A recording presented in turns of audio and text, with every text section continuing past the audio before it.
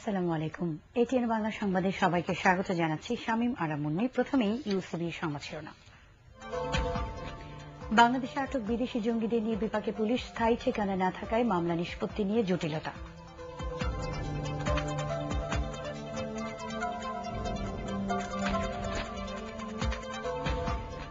জম্মুর দুর্গম জেলে বন্দী বাংলাদেশি শ্রমিকদের ফিরিয়ে আনতে প্রধানমন্ত্রীর সহায়তা চান তাদের স্বজনরা।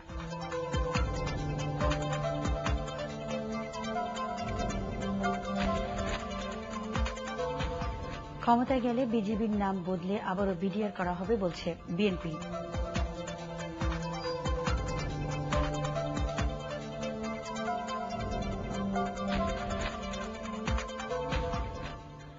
তেলের দাম বাড়ায় এবার বাড়ছে বাস ও ট্রাকের পরিবহন ভাড়া, জানালো বাস ট্রাক ওনার্স অ্যাসোসিয়েশন।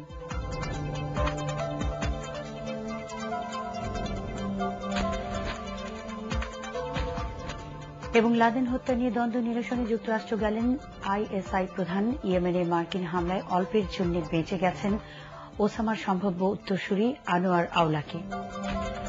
শুনছিলেন শিরোনাম, এবার বিস্তারিত। বাংলাদেশে আটক বিদেশি জঙ্গিদের মামলা নিয়ে বিপাকে পুলিশ, স্থায়ী ঠিকানা না থাকার কারণে মামলা নিষ্পত্তি নিয়ে দেখা দিয়েছে জটিলতা। আন্তর্জাতিক পুলিশ সংস্থা ইন্টারপোলের সহযোগিতা চাওয়া হলেও স্থায়ী ঠিকানা মিলছে না এসব জঙ্গিদের। মাহমুদুর রহমানের রিপোর্ট। ঢাকা মহানগর গোয়েন্দা পুলিশ ডিবির হাতে গ্রেপ্তার প্রায় 2 ডজন বিদেশি জঙ্গি দেশের বিভিন্ন কারাগারে বন্দী।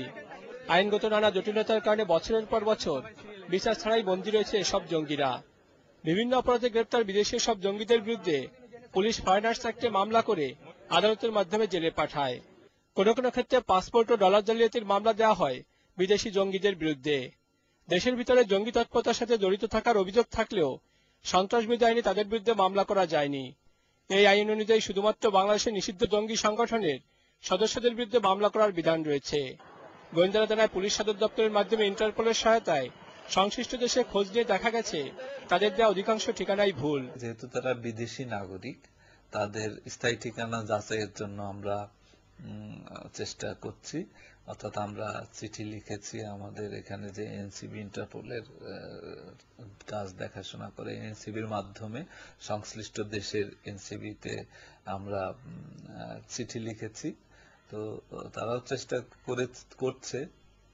কোনো এক দুটো ক্ষেত্রে জবাব এসেছে, আর অধিকাংশ ক্ষেত্রে এরাও আসলে ভুল ঠিকানা দিয়েছে। ফলে ভুল ঠিকানা দেওয়ার কারণে ওই দেশের এনসিবির পক্ষে, ওই দেশের পুলিশের পক্ষেও তাদের সঠিক ঠিকানা খুঁজে বের করা এবং যাচাই করা অনেক ক্ষেত্রে দুরূহ হয়ে পড়েছে বলে তারাও জবাব দিতে পারছে না। আমরাও বারবার তাগিদ দিয়ে যাচ্ছি, মামলাগুলো এখনো নিষ্পত্তি করা যায়নি এই কারণে। গোয়েন্দারা জানান, একজন আসামির স্থায়ী ঠিকানা ছাড়া তার বিরুদ্ধে চার্জশিট দেওয়া যায় না।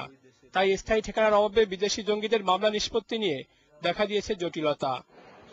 গোয়েন্দারা আরো জানান, পাকিস্তান ভিত্তিক জঙ্গি সংগঠন লস্কর-ই-তৈয়বা ও ভারতের বিচ্ছিন্নতাবাদী সংগঠন উলফার একাধিক সদস্যের স্থায়ী ঠিকানায় গিয়ে তাদের দেশের পুলিশ কোনো তথ্য সংগ্রহ করতে পারেনি। মাহমুদুর রহমান, এটিএন বাংলা, ঢাকা। জম্মুর দুর্গম আমপালা জেলে বন্দী বাংলাদেশি শ্রমিকদের ফিরিয়ে আনতে প্রধানমন্ত্রীর সাহায্য চেয়েছে তাদের পরিবার। সীমান্তের ওই কারাগারে থাকা বাংলাদেশিরা 4 বছর যোগাযোগ করতে পারেননি তাদের পরিবারের সাথে। শুক্রবার এটিএন বাংলার খবর দেখে তাদের তালিকা তৈরি শুরু হয়েছে ফেনীর ফুলগাজী উপজেলায়। বন্দীদের 22 জনের বাড়ি সেখানে। ফুলগাজী ঘুরে এসে আরো জানাচ্ছেন আমাদের বিশেষ প্রতিনিধি কেরামতুল্লাহ বিপ্লব। ছবি তুলেছেন বিশ্বজিৎ রানা। ফুলগাজীর শ্রীচন্দ্রপুর, ধর্মপুর, মণিপুর কিংবা আশেপাশের অনেক গ্রামে এরকম অনেক ঘর ফাঁকা থাকছে প্রতিদিন। এই সকল ঘরে যারা থাকতেন সেই সকল মানুষেরা চলে গেছেন পাকিস্তানে, যাদের অনেকেই এখন ভারত কিংবা পাকিস্তানের সীমান্তবর্তী দুর্গম কোনো জেলখানায় বন্দী রয়েছেন। তাই গ্রামের বাড়িতে যারা থাকছেন তাদের দিনগুলো হয়ে গেছে নিরানন্দ। তারা স্বজনের অপেক্ষায় থাকছেন প্রতিদিনই।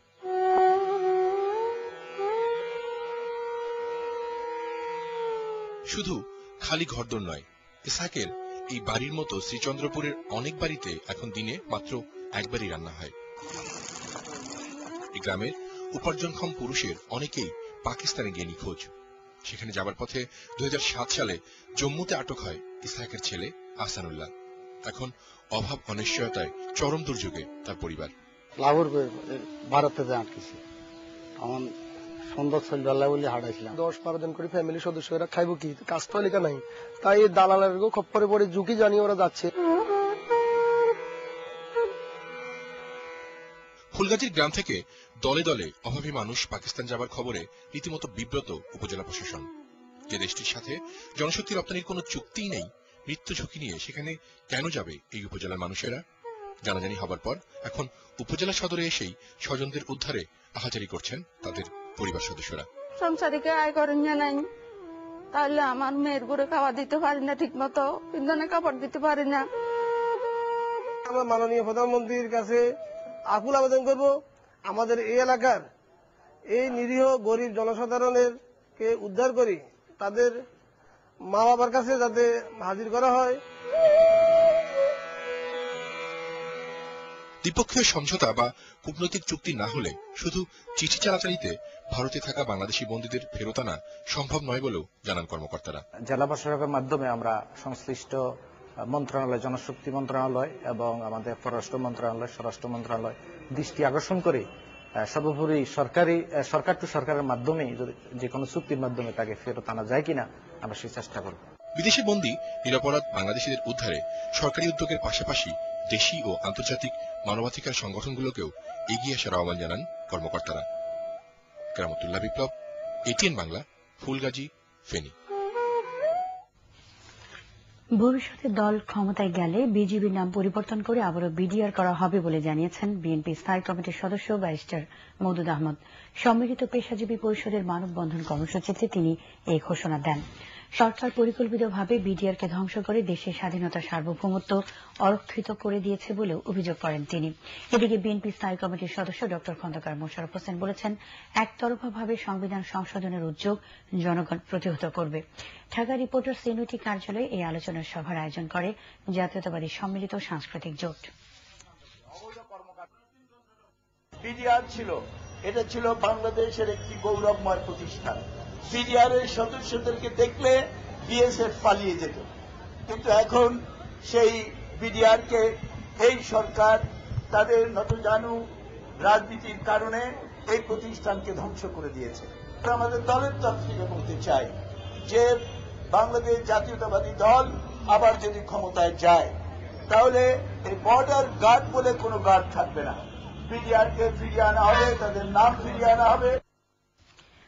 জনগণ বিরোধী দলের আন্দোলনে সাড়া দেবে না উল্লেখ করে আওয়ামী লীগের ভারপ্রাপ্ত সাধারণ সম্পাদক মাহবুব আলম হানিফ বলেছেন, আওয়ামী লীগকে আন্দোলনের ভয় দেখিয়ে লাভ নেই। ধানমন্ডিতে দলীয় কার্যালয়ে দলের কেন্দ্রীয় নেতাদের সাথে সহযোগী সংগঠনের সভাপতি ও সাধারণ সম্পাদকদের যৌথ সভা শেষে তিনি একথা বলেন। 17 মে আওয়ামী লীগ সভানেত্রী ও প্রধানমন্ত্রী শেখ হাসিনার 30তম স্বদেশ প্রত্যাবর্তন দিবস উপলক্ষে ব্যাপক কর্মসূচি পালনের সিদ্ধান্ত হয় এ সভায়। সভায় সভাপতিত্ব করেন দলের প্রেসিডিয়াম সদস্য ও স্বরাষ্ট্রমন্ত্রী অ্যাডভোকেট সাহারা খাতুন।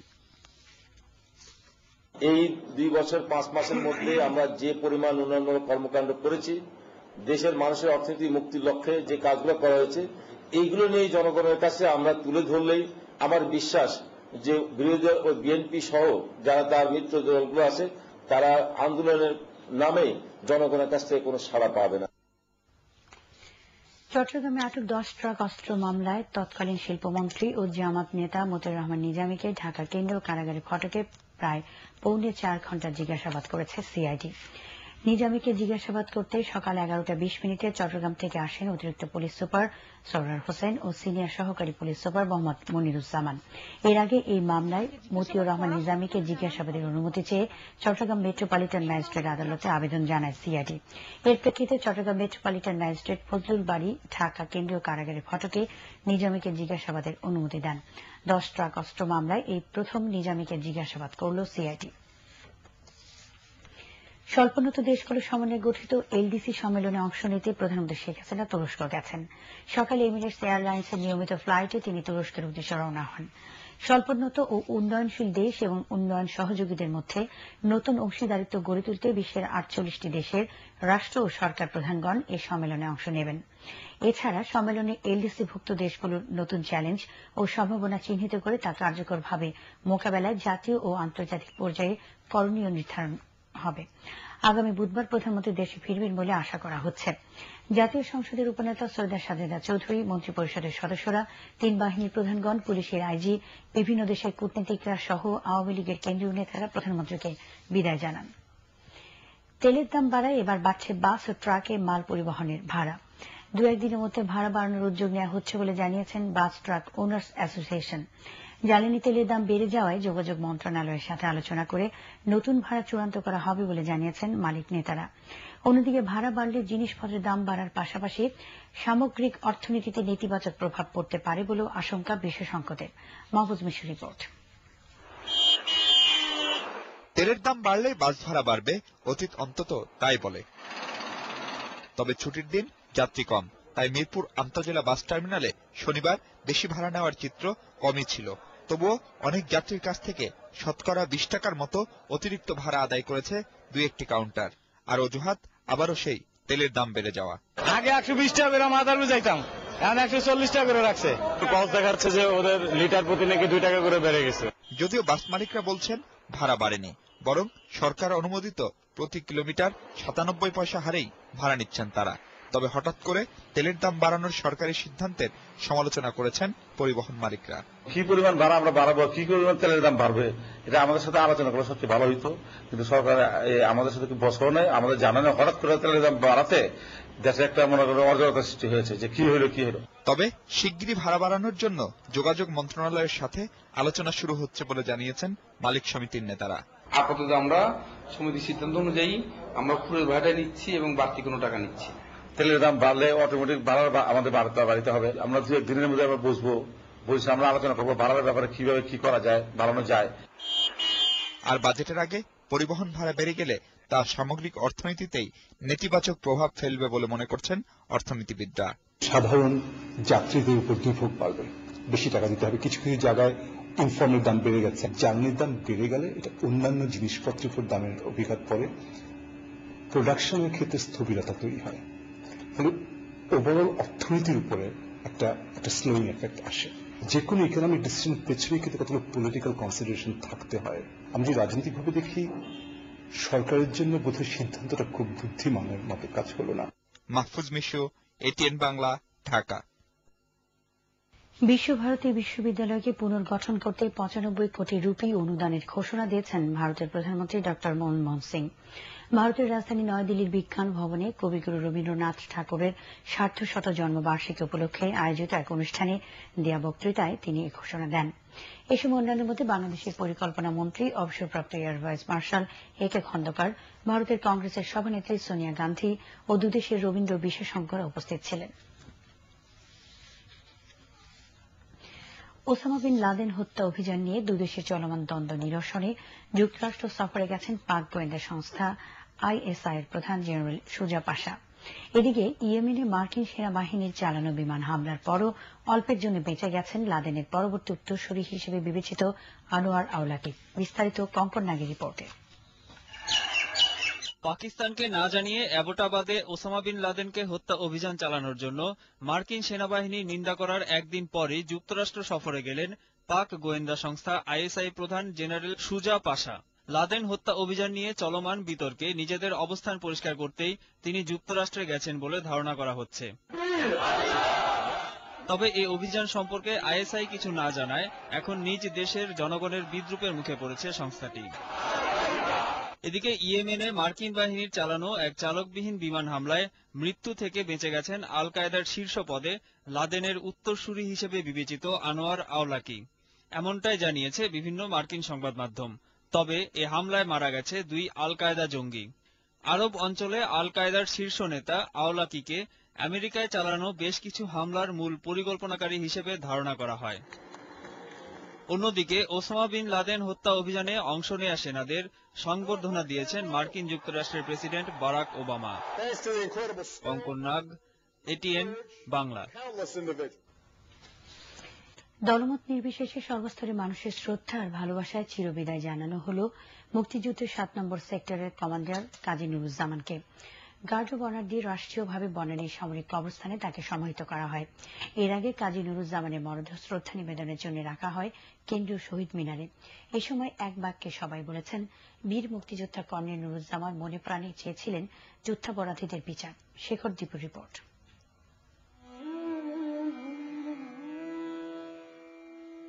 যুদ্ধক্ষেত্রে বীরের জন্য শেষ কথা বলে যেমন কিছু নেই, তার মৃত্যুও যে শেষ বিদায় না হয়ে মানুষের মনে চিরস্থায়ী আসন পেতে নেবে তা বোঝা গেল শ্রদ্ধা জানাতে আসা মানুষের বক্তব্যে।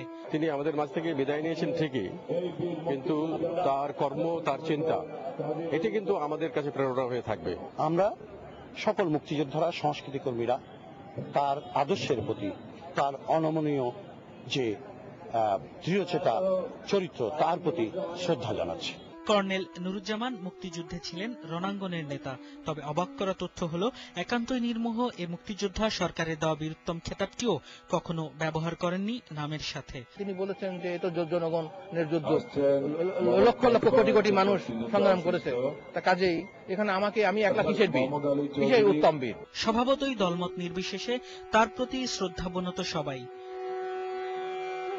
মুক্তিযোদ্ধা সেক্টর কমান্ডার্স ফোরাম থেকে উনি এবং অন্যান্য মুক্তিযোদ্ধারা সবাই মিলে যুদ্ধাপরাধীদের বিচারের যে দাবিটি, এই দাবিটি সামনে নিয়ে আসে এবং এই বিচারের রায়ও হবে।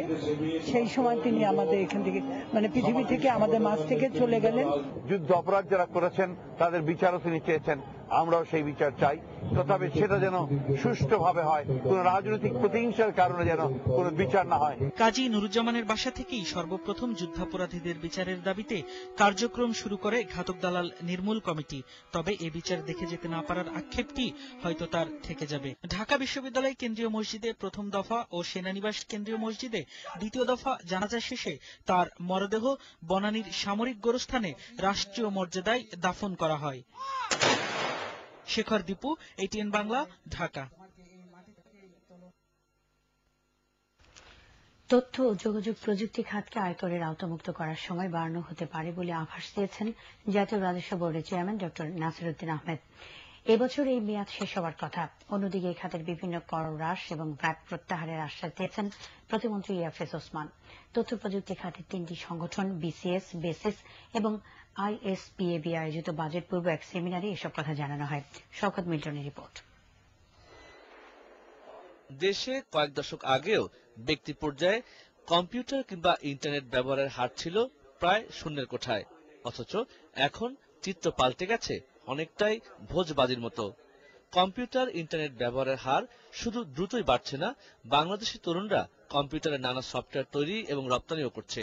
তবে এই অভিযাত্রায় নানা ধরনের কর এবং ভ্যাট এর গতি অনেকটাই স্লোথ করে দিচ্ছে বলে মনে করেন এ খাত সংশ্লিষ্টরা। সেসব কথাই উঠে আসে 3 সংগঠন আয়োজিত সেমিনারে।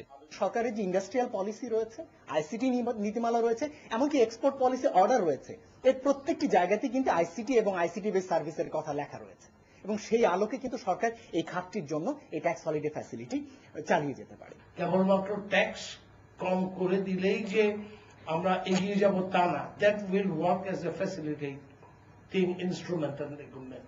তো ওইভাবে যদি আমরা নিজেদেরকে সম্পৃক্ত করি, ICT পলিসি বাস্তবায়নের দায়িত্ব আমাদেরও। ডিজিটাল বাংলাদেশের সমন্বয় করবে ICT মিনিস্ট্রি।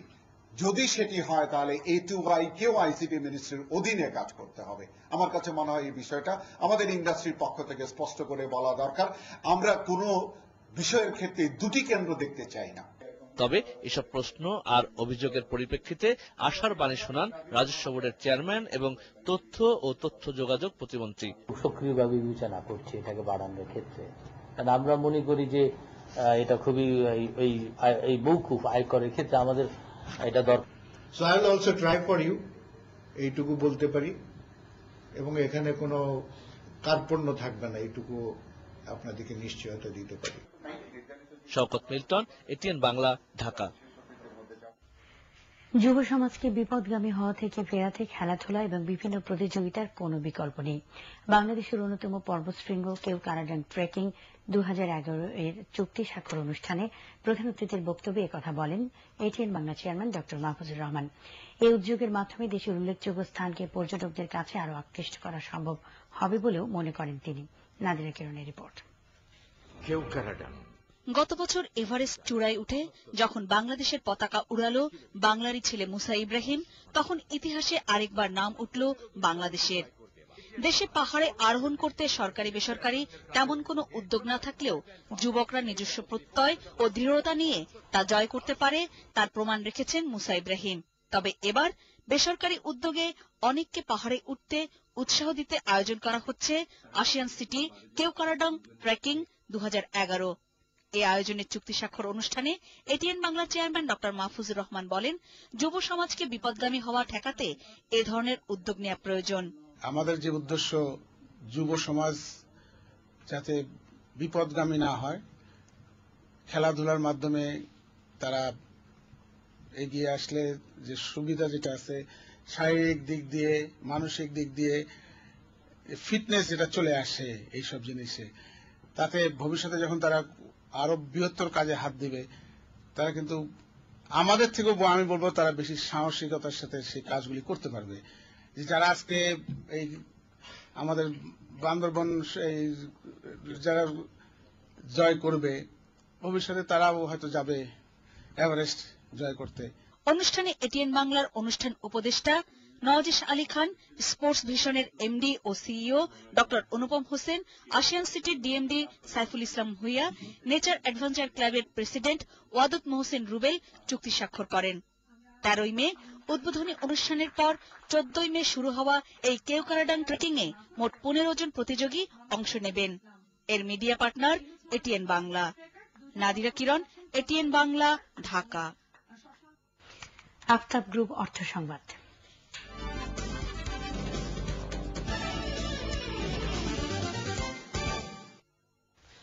অংশীদারিত্বের ভিত্তিতে বিভিন্ন সিকিউরিটি মুদ্রণ কাজ করার জন্য কোরিয়ান সরকারের security printing company Korea minting security printing and ID card operating corporation KOMSCO এবং বাংলাদেশের Japan Bangladesh security printing and papers limited JBSPPL এর মধ্যে একটি চুক্তি স্বাক্ষর হয়েছে।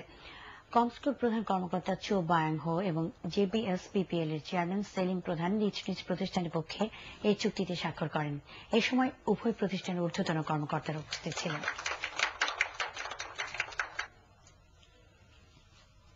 পপুলার ফার্মাসিউটিক্যালস আন্তর্জাতিক সংবাদ।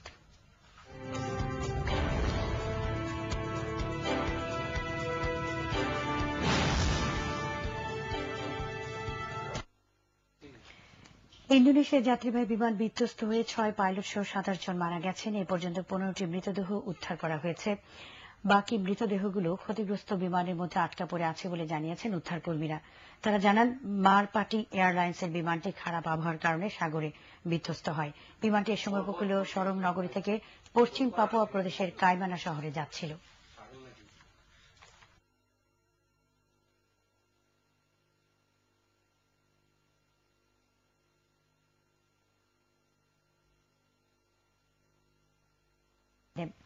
আগাম বন্যা, ভাঙন আর জলাভূমি ব্যবহার করতে না পারা হাওর অঞ্চলের মানুষের প্রধান সমস্যা। বন্যায় একমাত্র ফসল ধানের ক্ষতি হলে চরম দুর্দশায় কাটে মানুষের জীবন ও জীবিকা। তবে আশার কথা, ধীরে ধীরে সেখানেও শুরু হয়েছে বিকল্প কর্মসংস্থানের ব্যবস্থা। হাওর অঞ্চল থেকে ফিরে কৃষ্ণদে আকাশের তোলা ছবিতে রিপোর্ট করছেন SM মহিউদ্দিন। যতদূর চোখ যায় দিগন্ত জোড়া ধানের ক্ষেত। এই ধানই নেত্রকোনা, কিশোরগঞ্জ আর সুনামগঞ্জ জেলার হাওরের মানুষের একমাত্র ধন।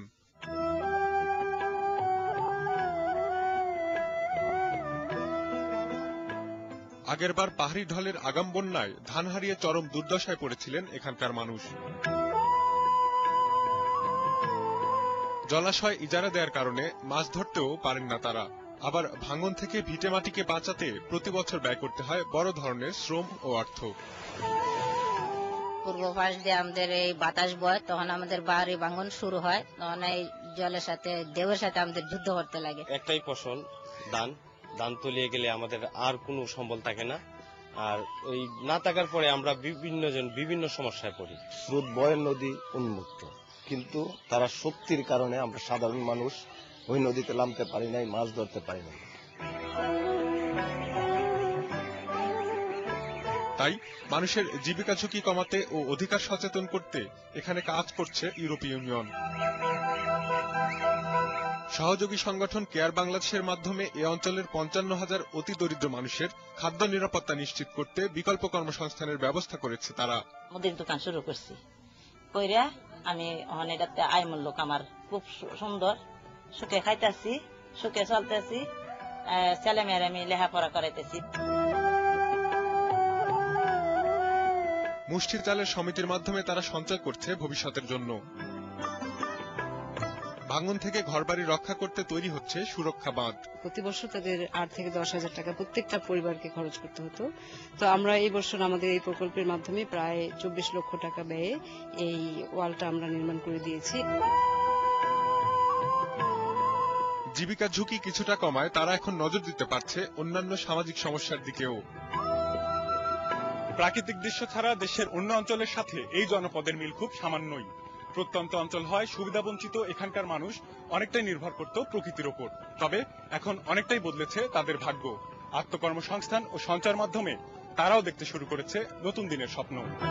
এস.এম. মহিউদ্দিন, এটিএন বাংলা, ইটনা, কিশোরগঞ্জ। এবার রয়েছে পার্টেক্স খেলার খবর।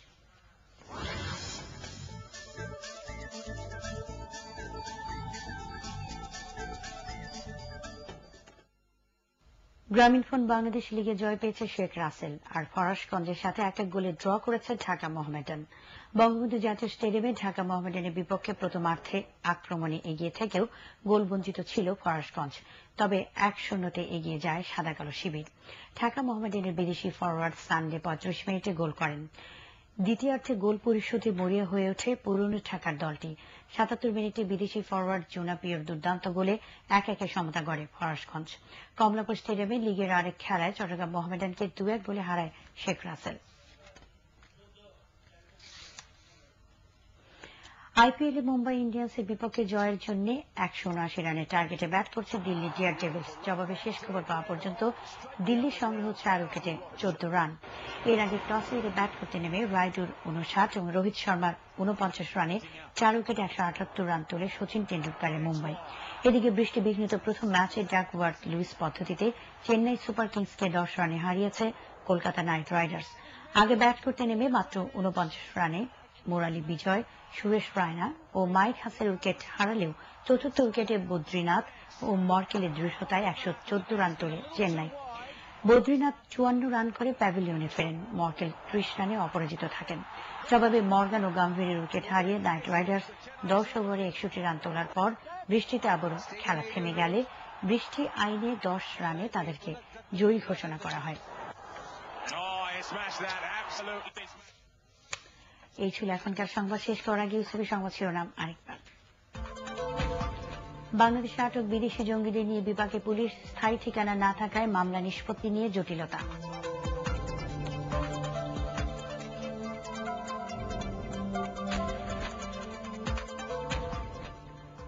জম্মুর দুর্গম জেলে বন্দী বাংলাদেশি শ্রমিকদের ফিরিয়ে আনতে প্রধানমন্ত্রীর সহায়তা চান তাদের স্বজনরা।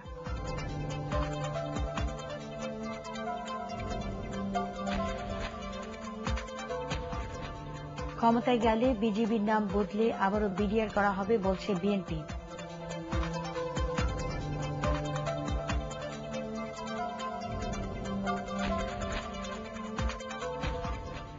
তেলের দাম বাড়ায় এবার বাড়ছে বাস ও ট্রাকের পরিবহন ভাড়া, জানালো বাস ট্রাক ওনার্স অ্যাসোসিয়েশন।